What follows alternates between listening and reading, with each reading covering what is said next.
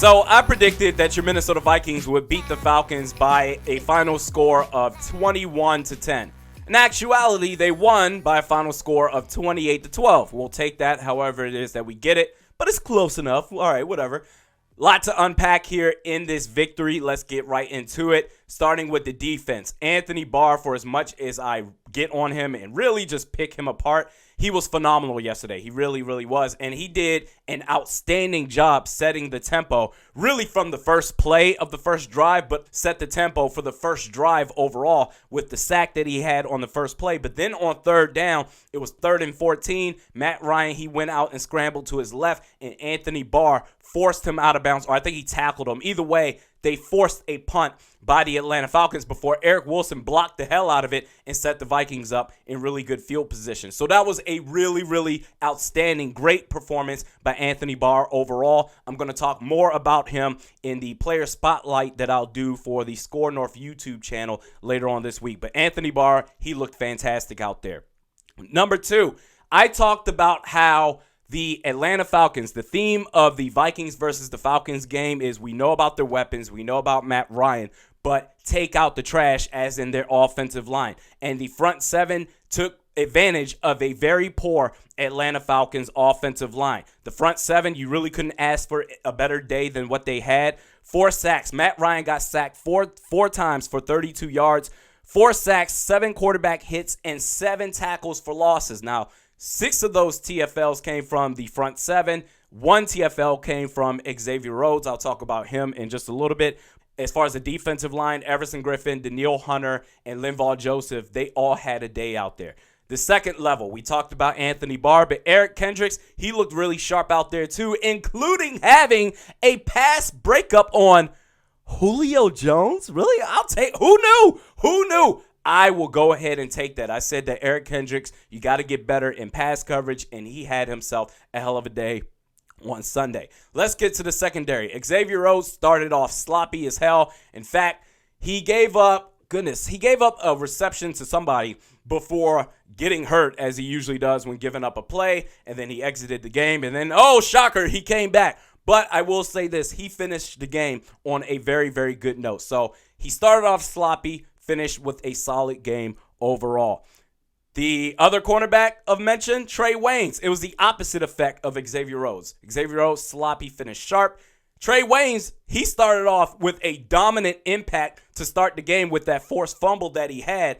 And then he finished the game just like, I don't know, he just sucked the rest of the game with a defensive pass interference and then gave up a touchdown to Calvin Ridley. And speaking of that defensive pass interference, can we take away the challenge flags from Mike Zimmer? Take it away, give it to Gary Kubiak, give it to somebody other than Mike Zimmer, to where if Mike Zimmer says, you know what, I'm thinking about challenging this, he has to go to whoever is the designated red flag holder and say, hey, I want to challenge this. And then you need to get the alert from the upstairs to say, hey, you got the green light, go ahead and challenge this. You're going to go ahead and it's going to get overturned.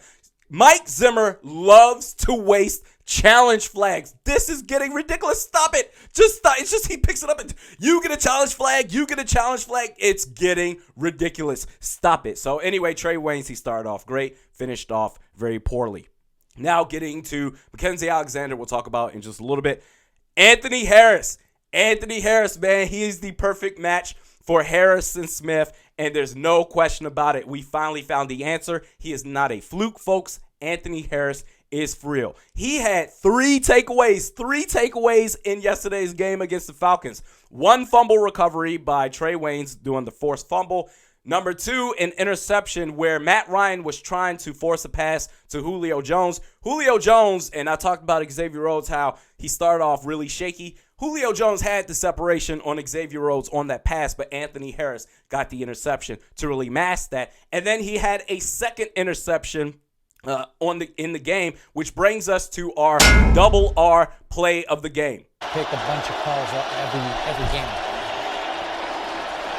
Ryan just having to throw it out of the back of the end zone. Oh my, and he didn't get it there. It's intercepted by Anthony Harris, who has 2 interceptions. So the Falcons, they start in a jumbo set formation in the red zone, deep into the red zone at the 3-yard line in Vikings territory. They snap the ball. Matt Ryan runs a bootleg play action, rolls out to his right. And this is the double R play of the game for quite a few reasons, starting with the fact that 3 players made an impact for this Anthony Harris interception. Number 1 is Danielle Hunter. So we talked about how Matt Ryan, he did the bootleg, he rolled out to his right. Danielle Hunter recognized that, and he kept containment on Matt Ryan. If Danielle Hunter fell for that play action and ran with the running back over to Matt Ryan's left side, Danielle Hunter's right side, then Matt Ryan would have had the entire field to say, okay, if I can't complete this pass to the flat to Austin Hooper, or I can't complete this pass to number 80 of the Falcons in the end zone, then I'm going to go ahead and run it into the end zone myself. But Danielle Hunter kept containment and stayed in front of Matt Ryan to take that scramble possibility out the way. Number 2, Ben Gideon. So Austin Hooper, number 81, he technically was open for a little bit out on the flat to Matt Ryan's right. And Ben Gideon, credit to Danielle Hunter for staying in front of Matt Ryan, because for all we know, maybe Danielle Hunter, maybe he took that vision away. Danielle Hunter is built like a statue. So Ben Gideon closed out on the flat and took that away. And then Matt Ryan said, you know what? I'm just going to throw it up into the end zone. Danielle Hunter's there. The scramble's gone. Ben Gideon, he took the flat pass away. I'm going to go ahead and throw it up into the end zone for number 80. I don't know who this is. To where number 80, I guess he stopped on the route. But they say in football, you play through the whistle, and Anthony Harris did exactly that. He caught the interception right on the edge, kept his feet in bounds to get the turnover. So it was great because 3 players made that interception possible: Danielle Hunter, Ben Gideon, and Anthony Harris. And number 2 reason why this is the double R play of the game is the fact that this was in the end zone. This is when the Falcons could have got some sort of momentum with just over 3 minutes left in the third quarter. They were down 21-0. So if all of a sudden they score a touchdown there and it's 21-7, now they've got some momentum going into the fourth quarter. So that really just deflated the hell out of them, took the air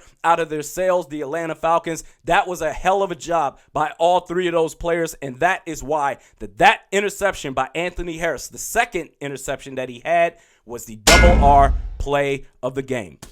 Now we're done with that. Actually, one more thing that I'm going to say about the defense real quick. The fact that we had 3 turnovers yesterday, we understand that Mike Zimmer's defense has always been one of the upper echelon defenses in the NFL. But the thing that's held them back in historic conversations, this Minnesota Vikings defense led by Mike Zimmer, the thing that's held them back from historic comparisons such as the 85 Bears, the Legion of Boom, all those great defenses that you can think of is turnovers. They haven't been a defense that can force turnovers, really. They're more of a defense that's stout, stop you in your tracks, great on third downs, but they won't force turnovers. And turnovers make a hell of a difference because it sucks the energy out of the opposing offense, and it gives your offense great field position instead of just settling for the punt return. So if we can add that element to this defense, look out. Now we're going to move over to the offense.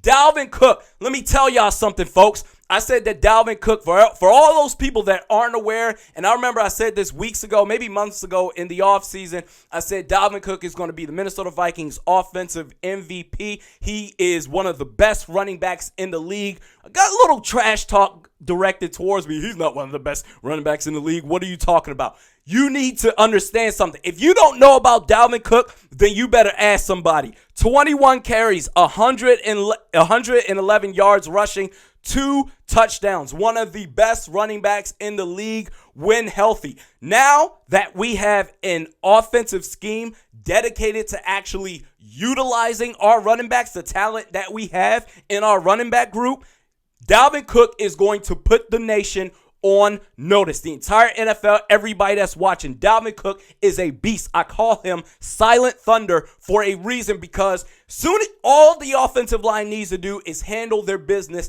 at the first level, and Dalvin Cook can take it from there. He gets through the first level and you don't even realize it. It's like smoke and mirrors, Silent Thunder. He's a beast. He's going to make everybody know who the hell he is. But with that said, even though we have an offense committed to running the ball, I like the idea of balance. I don't want to necessarily I hope that we don't become the Alex Smith-led San Francisco 49ers, where we turn Kirk Cousins into this super game manager type of quarterback. You look at the overall distribution of the offense, 10 passes total compared to 38 total runs.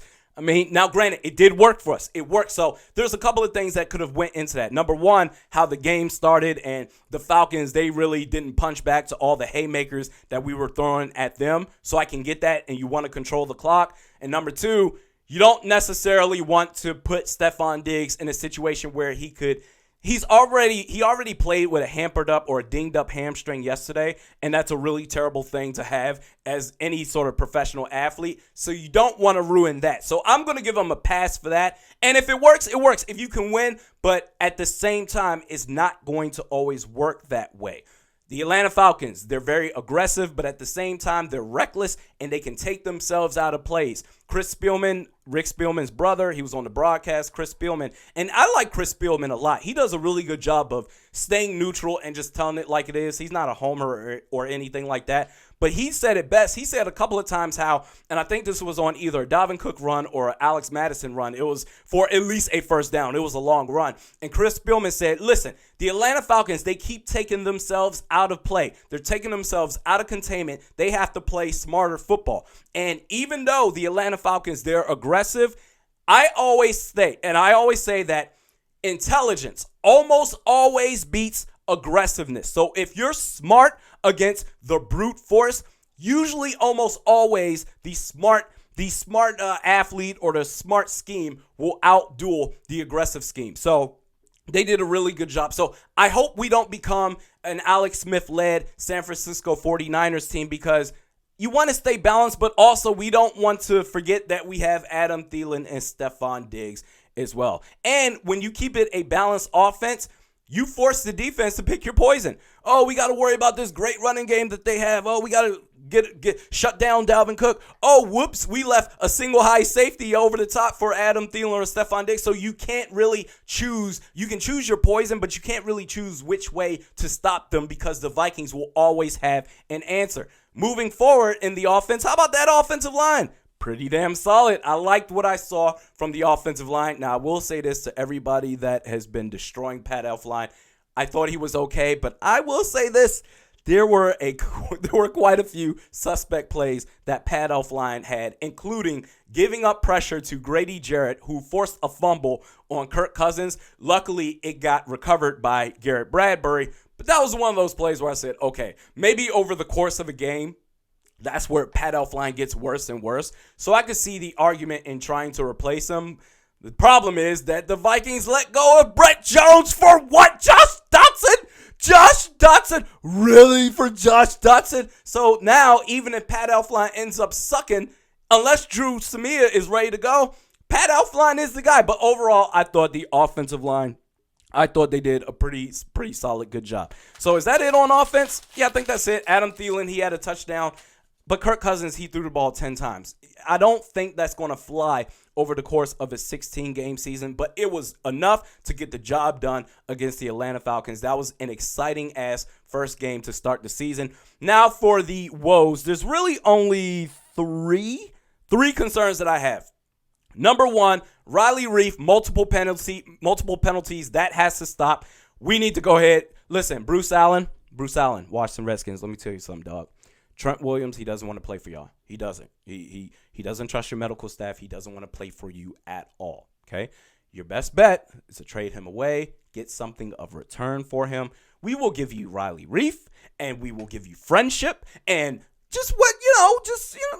whatever it is that you want to a degree. None of our receivers, not Dalvin Cook, not Danielle Hunter, not Harrison Smith. But listen, it's time to trade for him. Give it up. We'll give you Riley Reef and, maybe a significant draft pick. Third or fourth round, maybe second round draft pick. Riley Reef, multiple penalties. That has to stop. Number two, the defensive line. I talked about how great of a job that they did. The one nitpick that you want to have on them, or that I have on them anyway, way too many penalties on the defensive line, and actually from, I guess, when you include Anthony Barr, technically the front seven as well. Way too many offsides, way too many neutral zone infractions. You cannot do that, especially against Green Bay next week with Aaron Rodgers. So you have to work on being disciplined. You gave the Atlanta Falcons way too many first downs for free for doing not a damn thing. You gave that away. You can't do that. The Atlanta Falcons, with that offensive line, they may struggle. I thought that they would be at least one of the top NFC teams or one of the top teams in the NFC. But with that offensive line, they might really, really struggle. But that's not going to necessarily work being undisciplined against the upper echelon teams in the NFC and ultimately the NFL as a whole. Number 3, Mackenzie Alexander. Last time I checked, he had a dislocated elbow. He may miss several weeks. He may be out for a while. So that really hurt. That really, really sucks, bro. That really hurts our depth on cornerback, our cornerback group depth, number 1. And number 2, what he brings to the table, I don't know how you can. Well, okay, now I just thought of it literally while I'm talking right now. I was going to say, I don't know how you can replace that. Jaron Kearse, as long as Jaron Kearse isn't forced to cover deep intermediate routes or whatever it is, if he can stay in that pseudo linebacker role like Mackenzie Alexander does, I'm good with that. So maybe that works out for Jaron Kearse, but at the same time, it's like, man, the cornerback depth is already thin as is. It's thin enough. You don't want to make it any worse. So overall, that was a damn good game by your Minnesota Vikings. They did a great job, 28-12. They're going against the Green Bay Packers next week. The next video on Score North, that will be either on Tuesday or Wednesday. You can find it on the Score North YouTube channel, SKOR North. That will be the player spotlight that I do on Anthony Barr. Like I say, he looked fantastic out there. I've got nothing but great things to say about him for that particular game. I'll do that on Tuesday or Wednesday. And then later on in the week, also on Score North, I will break down the Vikings versus the Green Bay Packers preview for week 2. So this was a lot of fun. Hopefully they continue it. They got their first win. Just got to do, 15 more games in the season, then see what happens in the playoffs. If you make it, great start. We'll see you then.